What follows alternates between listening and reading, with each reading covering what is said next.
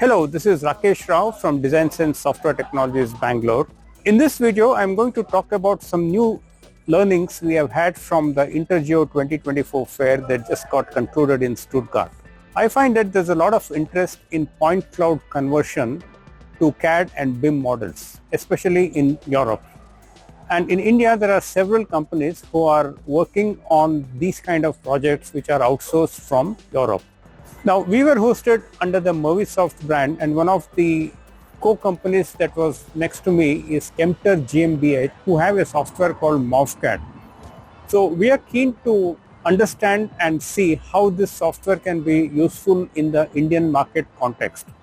MorhpCAD is a solution that can take point cloud data, and within BricsCAD you can convert them into easy to use CAD and BIM models.